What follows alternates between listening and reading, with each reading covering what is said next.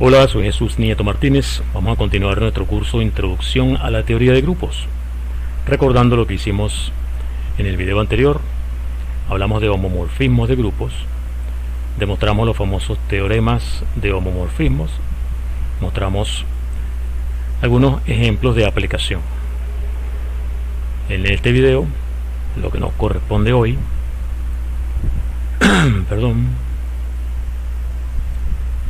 es vamos a hablar de acciones de grupos sobre conjuntos. Ya este tema lo habíamos mencionado en algún video cuando mostrábamos como ejemplo ciertas situaciones.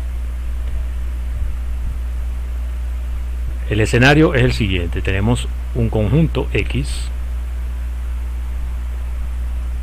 tenemos un grupo y una acción del grupo G sobre el conjunto X es una aplicación que a cada elemento del grupo, dado G en el grupo, hace que ese elemento G actúe sobre cada elemento del grupo, del conjunto. Es decir, tienes un elemento, para cada elemento de G vas a tener lo siguiente: cada vez que tengas un elemento en X, el objeto G va a actuar sobre X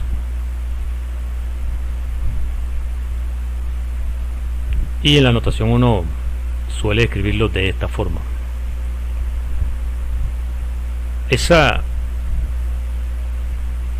manera de actuar el grupo sobre el conjunto vincula los elementos de Sx. Esta acción viene dada por una biyección de X en X y tiene la característica de que si tú tienes dos elementos de G, digamos G y H, entonces el producto de G y H, al actuar sobre X, da lo mismo que primero la acción de H sobre X y luego la acción de G sobre el elemento H de X en X. Entonces podemos verlo de la siguiente manera: a cada elemento de G le asignamos un elemento de Sx. Vamos a llamar a esta aplicación phi. A cada G le asignamos phi de G, de manera que phi de G es una función que va de X en X, o sea, está en S de X, y phi de G, al aplicarlo a el elemento X, es lo que estamos llamando G de X, y tiene esta característica de acá, que lo que significa es que phi de G por H es igual a phi de G por phi de H. Recuerda que aquí por significa composición, porque son funciones.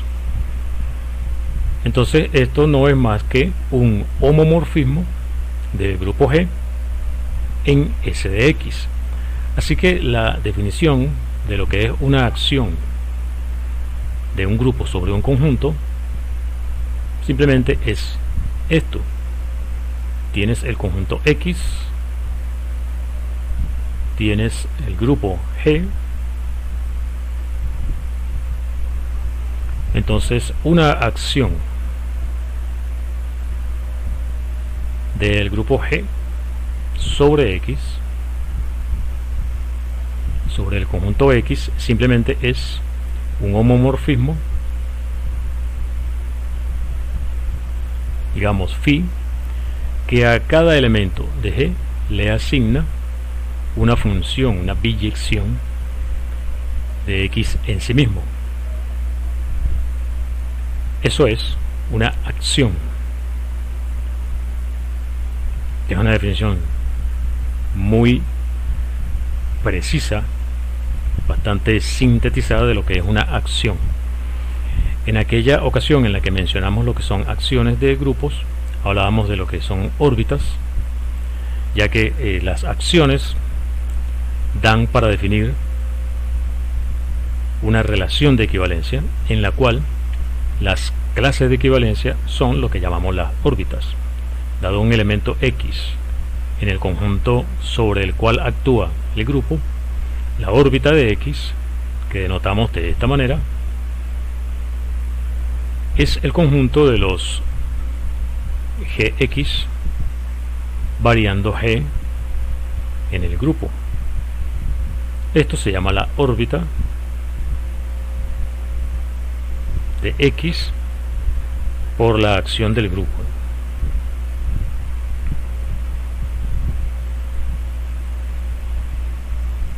Aquí estamos simplificando la notación, estamos obviando lo que es la función, el homomorfismo phi. Lo estamos escribiendo simplemente de esta manera. Aquí deberíamos escribir phi de G aplicado a X en realidad, ¿no? Pero como mencionamos en aquel momento, vamos a simplificar la notación, vamos a decir simplemente G de X.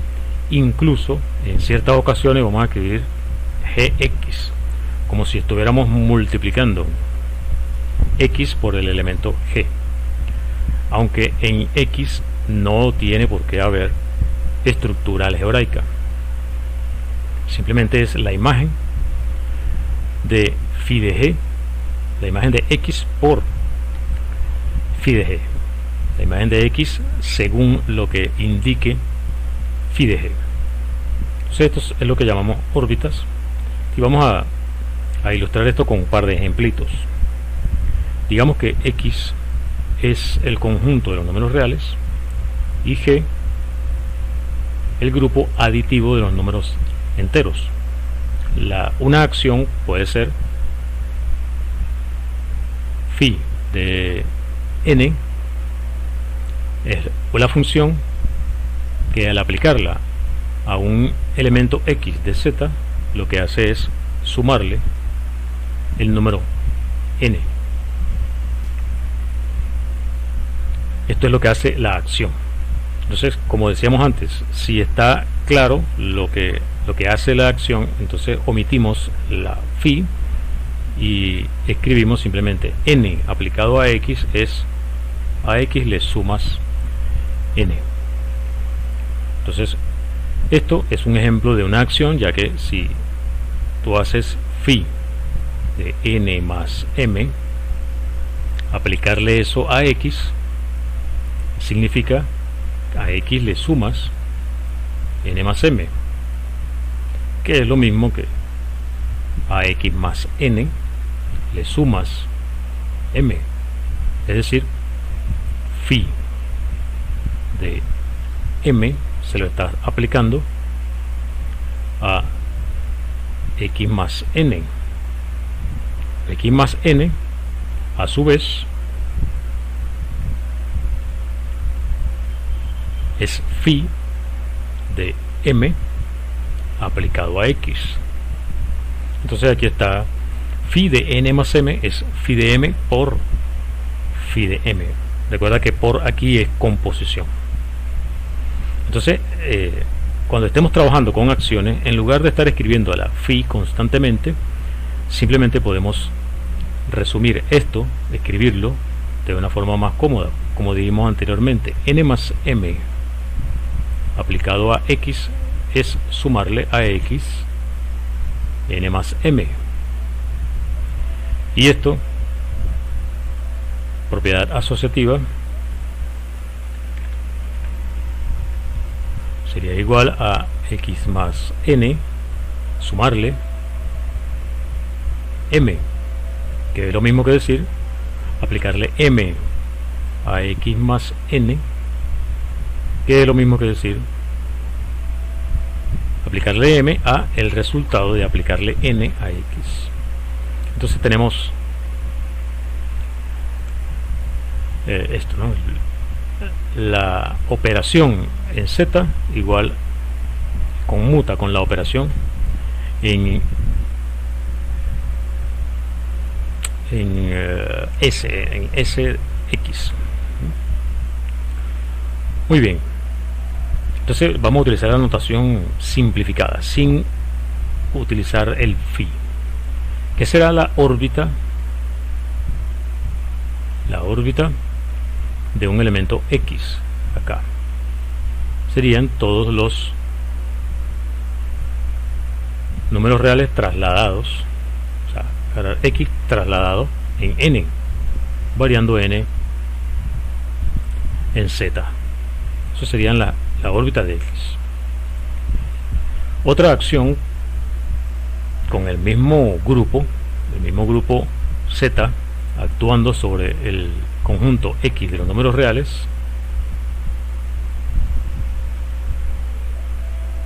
el mismo z puede ser la siguiente: el número n va a actuar sobre el elemento x multiplicando por menos 1 a la n a x, es decir, eso va a dar x o menos x dependiendo de si el número n es par o impar.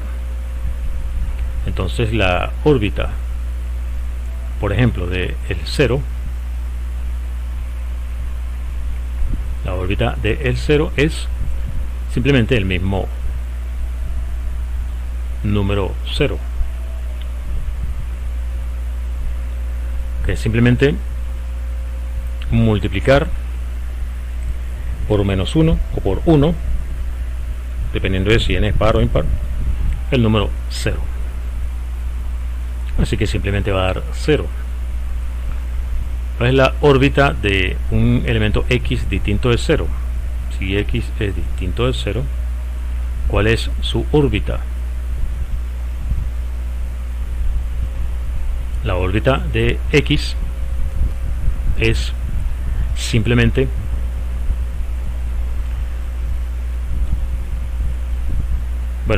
todos los n's pares van a mandar a x en el mismo x, y todos los n's impares lo van a mandar a menos x.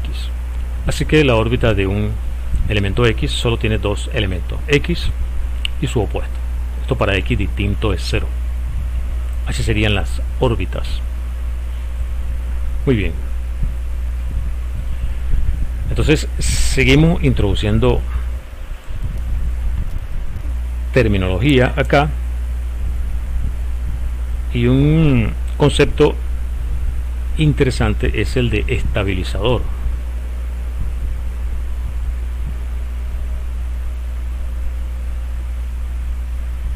Supongamos entonces que G es un grupo que actúa sobre un conjunto X, y digamos que X minúscula es un elemento de X. Vamos a denotar de esta manera a lo que vamos a llamar el estabilizador de X. Son todos los elementos de G que dejan fijo a X mediante la acción, es decir, para los cuales al aplicarle G dejan a X fijo. Por ejemplo, la identidad está en el estabilizador de cualquiera que sea X. La identidad deja fijo a X.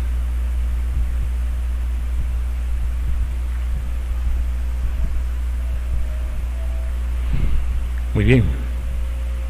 Ahora fíjate en lo siguiente: si G y H ambos dejan fijo a X, ¿qué pasa con el producto?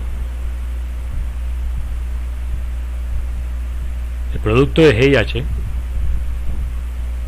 aplicados a X, recuerda que el producto es composición. H de X, le aplicas luego G. Bueno, como h deja fijo a x, esto me da x. Y como g deja fijo a x, esto me da x. Es decir que si g y h están en el estabilizador, el producto también está.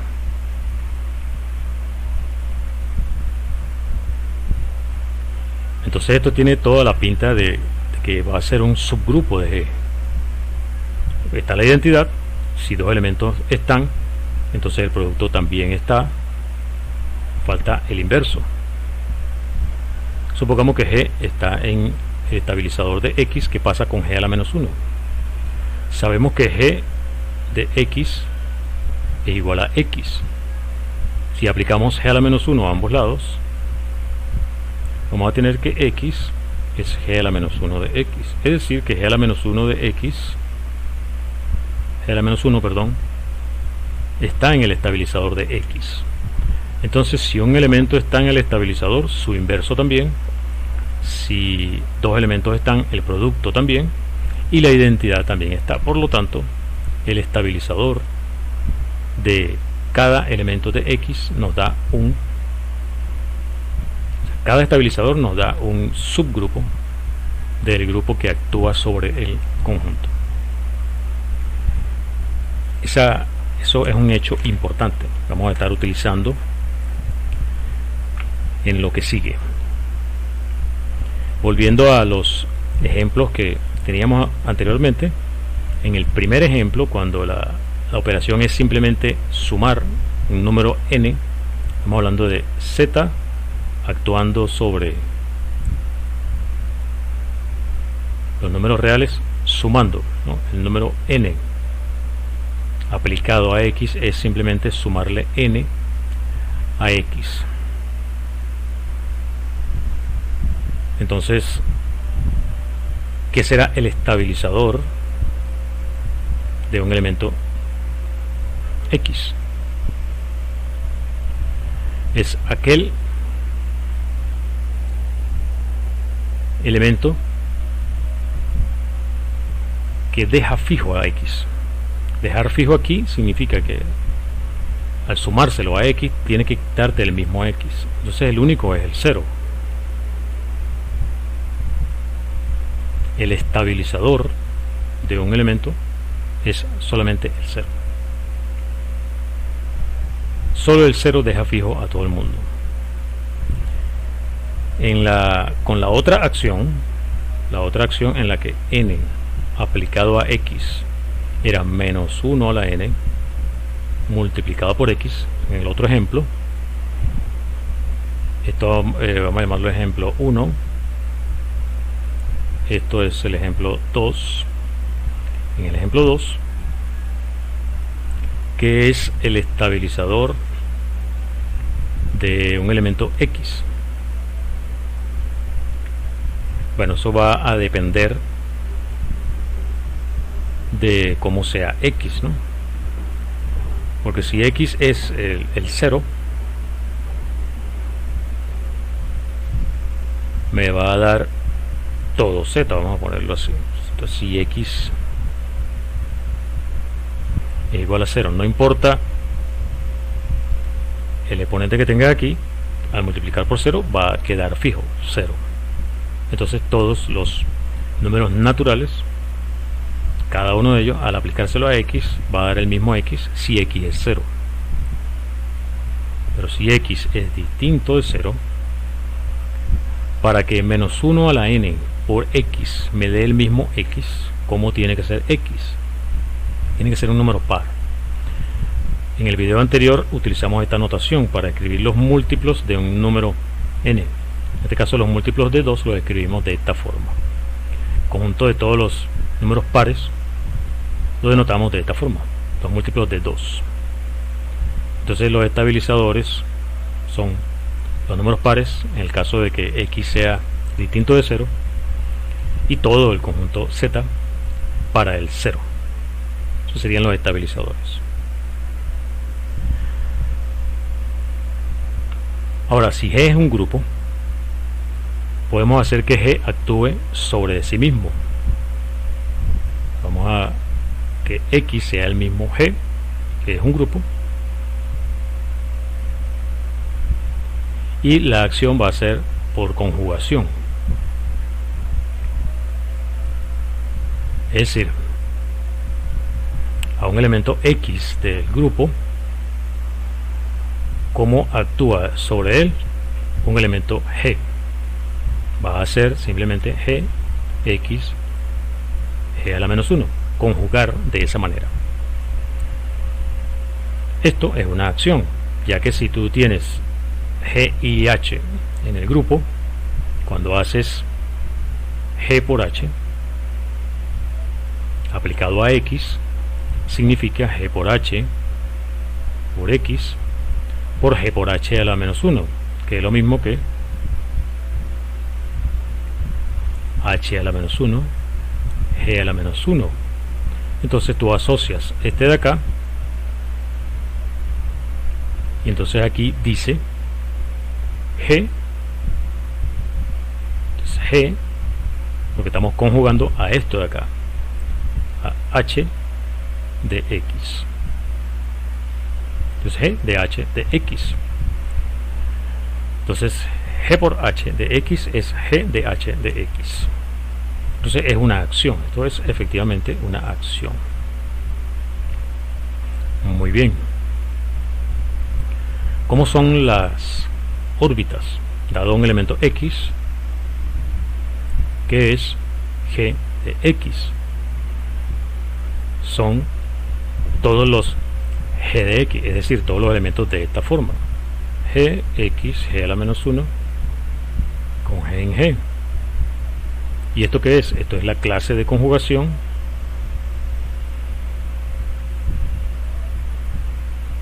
de X. Esto simplemente es la clase de conjugación de X. El estabilizador, ¿qué será el estabilizador?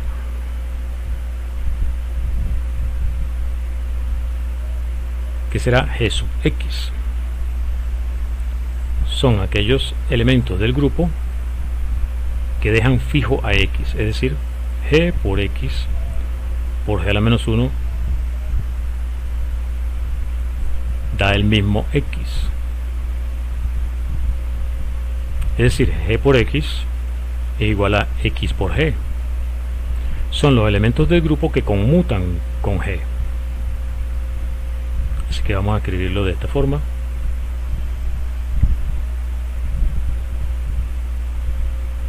Son los elementos del grupo que conmutan con G. En alguna literatura esto se denota C sub G y se le dice el centralizador de G. Pero bueno, no vamos a usar esa notación acá en este curso. Solo mencionarlo para que se sepa que en algunas partes se le da ese nombre a esto, el centralizador de G, aquellos elementos del grupo que conmutan con G. Eso sería el estabilizador. Muy bien, ahora fíjate lo siguiente: ¿qué pasaría si yo tuviera X y Y con la misma órbita, G de X igual a G de Y? Recuerda que la relación definida por las órbitas, que son las clases de conjugación, una relación de equivalencia, ellas son o son iguales o son disjuntas. Si X está relacionado con Y, entonces la clase de X es igual a la clase de Y. Si X es conjugado de Y, la órbita de X es igual a la órbita de Y. Ok, entonces supongamos eso en esta situación. ¿Esto qué quiere decir? Por definición quiere decir lo siguiente. Vamos a escribir esto. Quiere decir que, por ejemplo, G de X es Y para algún G en el grupo G. Ok, entonces ya sabemos lo que hay aquí son los conjugados de Y. Lo que hay aquí son los conjugados de X. ¿Qué pasa si yo tengo un conjugado de un elemento que esté en el estabilizador? Digamos que vamos a agarrar H, por ejemplo, en el estabilizador de X. h en el estabilizador de x. ¿Qué pasa si yo agarro un conjugado de h? G, h, g a la menos 1. ¿Cómo se comporta esto? Ya sabemos que y es g de x. O sea que si yo le aplico esto a y, voy a cancelar aquí g a la menos 1. Aplicarle esto a y quiere decir g, h, g a la menos 1 de y. Recuerda que y es g de x. G a la menos 1 cancelaría g y quedaría x. Recuerda que es una acción, así que yo puedo asociar. Por lo tanto, esto quiere decir g de h de x y h de x. Como h está en el estabilizador de x, me da x. Y g de x dijimos que era y. Conclusión: si h es un estabilizador de x, cualquier conjugado de h deja fijo a y. Esto está en el estabilizador de y. Los conjugados de los estabilizadores de x son estabilizadores de y.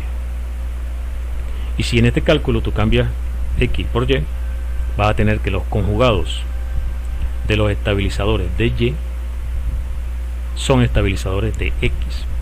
Y eso ocurre siempre que y y x tengan la misma órbita, siempre que estén relacionados. Vamos a resumir ese razonamiento acá. Pongámoslo como un teorema, un resultado importante sobre acciones de grupos. Supongamos que G es un grupo que actúa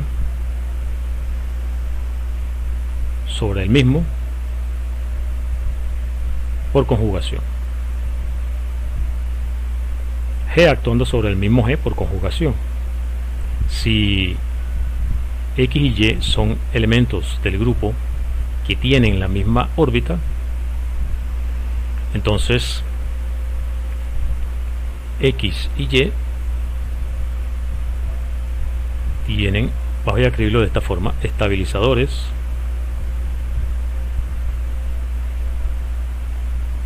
conjugados. Lo que quiero decir con esto es que los conjugados de los estabilizadores de X son estabilizadores de Y y viceversa. Los conjugados de los estabilizadores de Y son estabilizadores de X. Eso es lo que demostramos en la página anterior. Muy bien. Volvamos al caso general.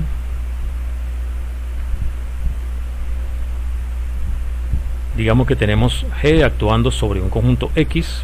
G actúa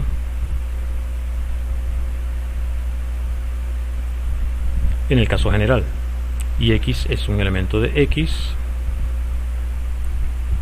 Vamos a considerar la aplicación que va de la órbita de X, vamos a llamarla phi,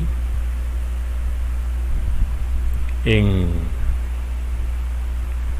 el conjunto de las clases laterales módulo el subgrupo G sub X. Recuerda que dijimos que G sub X es un subgrupo de G. Aquí no lo estamos viendo como grupo porque esto no tiene por qué ser normal, pero simplemente como el conjunto de las clases laterales módulo G sub X. Entonces a cada elemento de la órbita, o sea, phi de G de X, vamos a asignarle la clase del elemento G. Un elemento en la órbita ya sabemos que es G aplicado a X para algún elemento G del grupo. Phi de ese objeto es simplemente la clase lateral izquierda de el elemento G minúscula del grupo, esa función. Ok, bueno, evidentemente que esta función es sobreyectiva porque todo elemento de aquí es la clase lateral de algún elemento de G, entonces es de esta forma. Así que es la imagen de g de x. X está fijo acá. Entonces esto evidentemente que es sobreyectivo. Vamos a ver que también es inyectiva. ¿Qué quiere decir que phi de un objeto de esta forma, de gx, sea igual que phi de otro objeto de esa misma forma, digamos h de x? Esto significa, por definición, que la clase lateral de g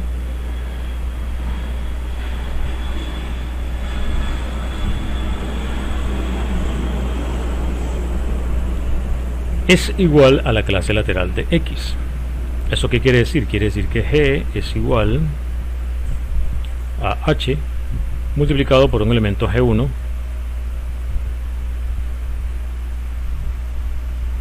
donde g1 es un elemento del estabilizador de x. ¿Eso qué quiere decir entonces? Eso implica que g, al aplicárselo a x, que es lo mismo que h g1 aplicado a x por esto de acá,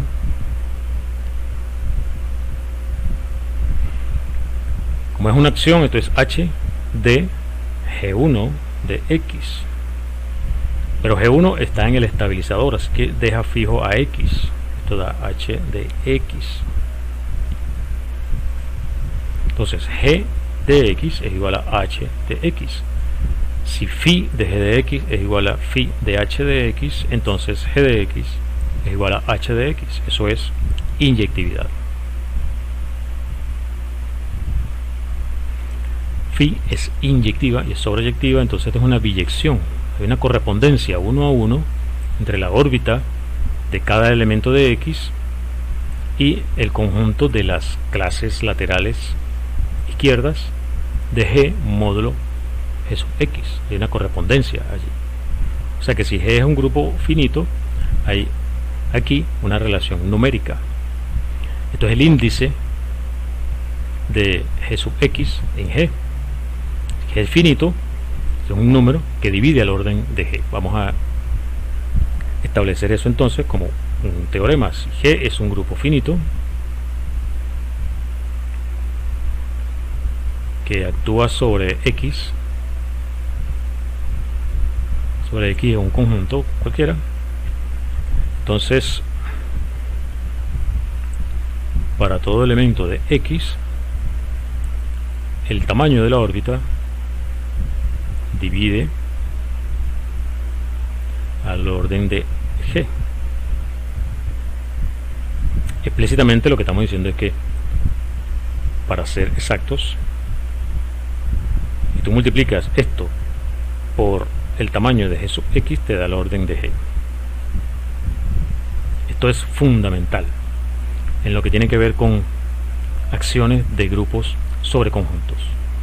Estamos hablando de grupo finito, entonces el orden del grupo es igual a el tamaño que tiene el estabilizador de x multiplicado por el tamaño que tiene la órbita de x, y eso es para cada elemento x del conjunto.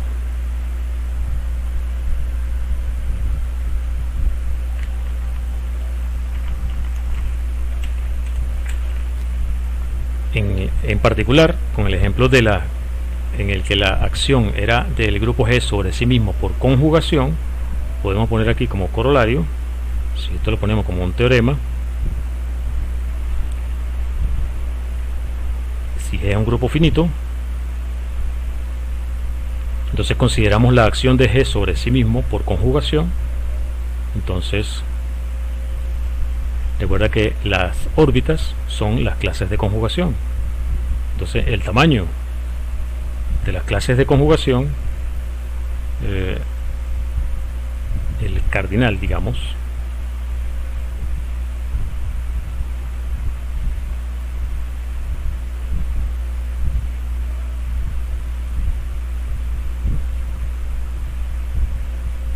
divide al orden del grupo. Todas las clases de conjugación, su tamaño, divide al orden del grupo. Interesante, ¿no? Ahora vamos entonces con una aplicación práctica de estos resultados. Supongamos que G es un grupo que tiene orden, una potencia de un número primo. Ya sabemos que G se puede partir. Entonces, tenemos una partición aquí de, vamos a escribirlo, C sub X. Esto es una partición. Y estas son clases de conjugación. G lo podemos partir en sus clases de conjugación. Es una partición dada por clases de conjugación. Entonces, anteriormente dijimos que el cardinal de cada una de esas clases divide el orden de G. Como P es un número primo, estos números pueden ser 1 o pueden ser P. ¿Qué podemos decir entonces? Recuerda, en las clases de conjugación, ¿qué pasaba con el centro de G? El centro de G está hecho, es unión de clases de conjugación que son de esta forma. Son clases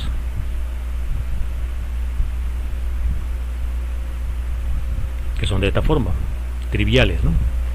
Así X conmuta con todo el mundo, entonces su clase de conjugación solamente tiene a X. Entonces el centro está hecho de clases de conjugación que tienen un solo elemento.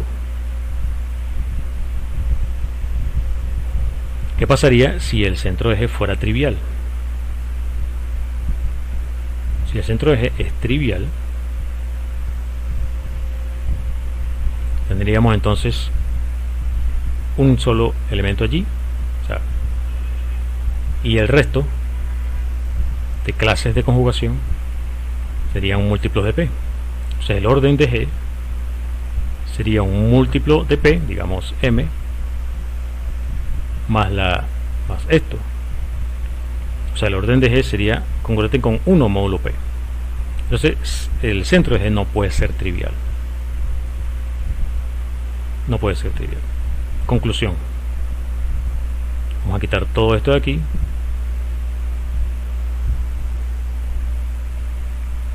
Si tienes un grupo G cuyo orden es una potencia de un número primo, entonces el centro es no trivial.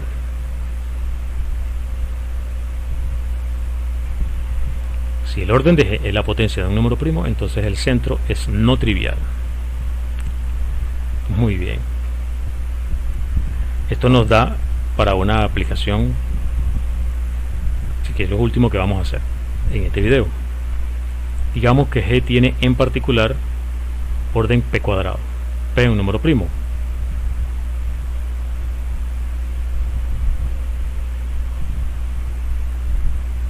Bueno, si X tiene un elemento de orden P cuadrado, entonces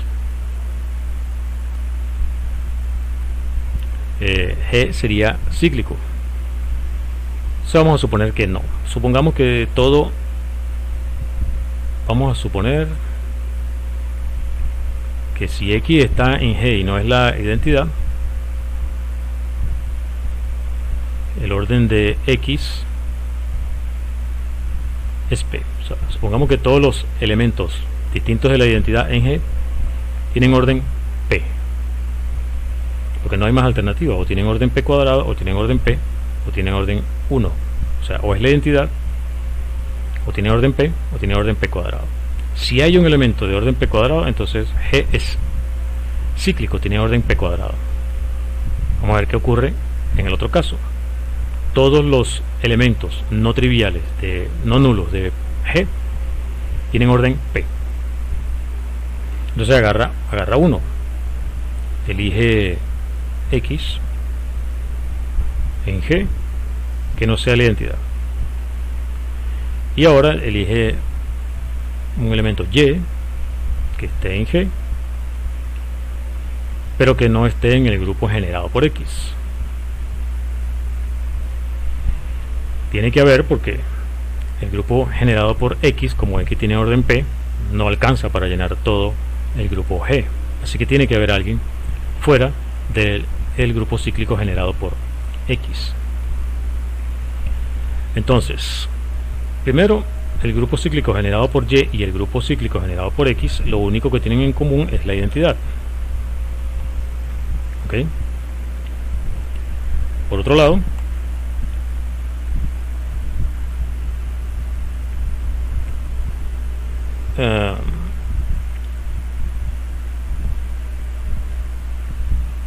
el teorema anterior, ¿qué es lo que dice el teorema anterior? Si G tiene orden P a la N con P', el centro es no trivial. Entonces vamos a hacer lo siguiente.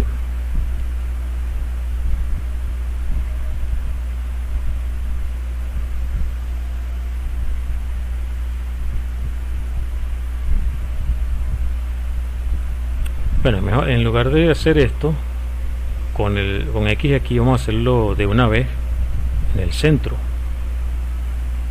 Sí, vamos a agarrar, utilicemos de una vez el teorema anterior. Como G tiene orden una potencia de un número primo, el centro de G es no trivial.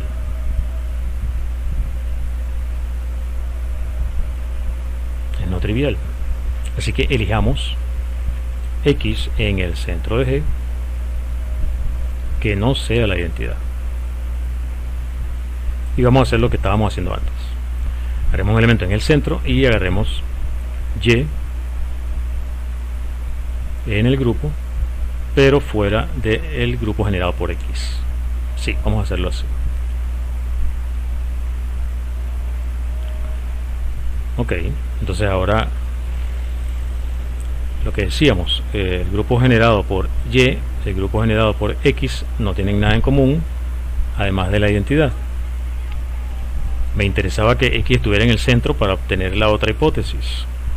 Todo elemento del grupo cíclico generado por X conmuta con los elementos del grupo cíclico generado por Y. Esa es la otra hipótesis que necesitaba. Y además, X por Y, esto me genera todo el grupo G.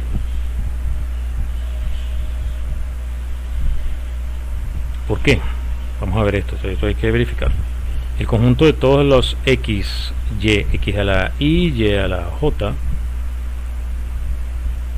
siempre que I y J estén entre 1 y P, esto que está acá tiene P cuadrado elementos, porque justamente por esto el grupo cíclico generado por Y intersectado con el grupo cíclico generado por X, lo único que tienen en común es la identidad. Así que todos estos elementos son distintos y hay P cuadrado de elementos acá. P cuadrado de elementos, o sea que esto es todo G. Implica esto de acá. Muy bien. Sí, esta es la justificación de esto. Entonces tenemos todas las hipótesis que necesitamos para utilizar aquel teorema que vimos en algún momento. Tienes un grupo tal que con estos dos subgrupos no tienen en común sino la identidad. El producto te da el grupo y además los elementos de uno de los grupos conmutan con todos los elementos del otro. Entonces G es isomorfo al producto directo de X con Y. Como todos los elementos no triviales tienen orden P, entonces esto es isomorfo a ZP por ZP.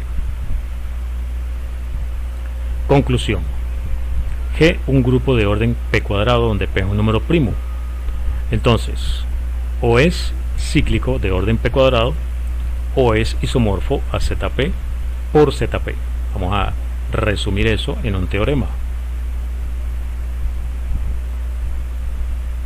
G un grupo de orden P cuadrado con P un número primo.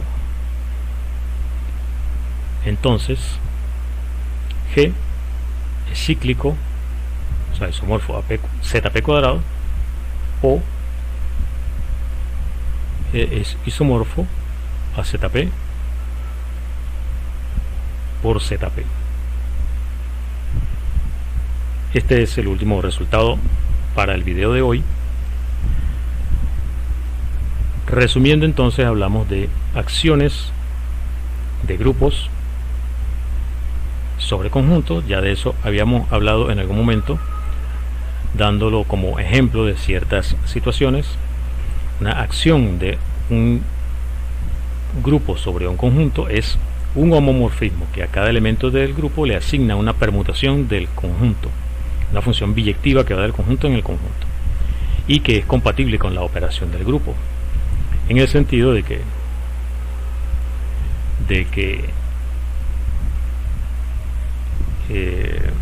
por ser un homomorfismo, phi de GH es igual a phi de G, phi de G, phi de H.